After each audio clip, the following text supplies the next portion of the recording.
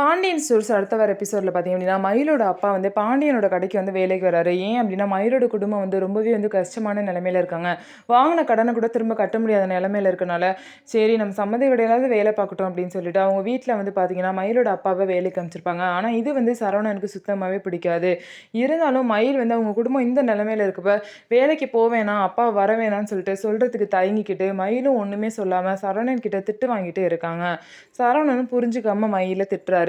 இன்னொரு சைடு வந்து பார்த்தீங்கன்னா கதிர் வந்து அவர் டிராவல்ஸ் ஆரம்பிச்சதுலேருந்து ரொம்பவே பிஸி ஆகிட்டாங்க. கதிருக்கு வந்து நிறையா வந்து டிராவல்ஸ் வந்து நல்லாவே வந்து பிக்கப் ஆயிடுச்சு. நிறையா பேர் கால் பண்ணி எங்களுக்கு கார் வேணும் அப்படின்னு சொல்லிட்டு புக் பண்ணுறாங்க. கதிர் ரொம்ப சீரியஸாகவே வந்து நம்ம டிராவல்ஸை நீங்கள் புக் பண்ணிங்கன்னா கரெக்டான டைமுக்கு வந்துடும் அப்படின்னு சொல்லிட்டு எல்லாருக்குமே நம்பிக்கை கொடுக்குறாங்க. சாப்பிடாம கூட கதிர் வேலை பார்த்துட்டு இருக்காங்க. அதனால பார்த்தீங்கன்னா கதிருக்கு வந்து வீட்டிலேருந்து ராஜு வந்து சாப்பாடு எடுத்துகிட்டு வராங்க. நீ எதுக்கு இந்த வெயிலில் வந்து அலைஞ்சி எடுத்துகிட்டு வர, நான் கடையிலே சாப்பிட்டு போயிலுங்கிறாங்க. அதெல்லாம் ஒன்றும் வேணாம் நீ சாப்பிடுன்னு சொல்லிட்டு சாப்பாடு எடுத்து வைக்கிறாங்க.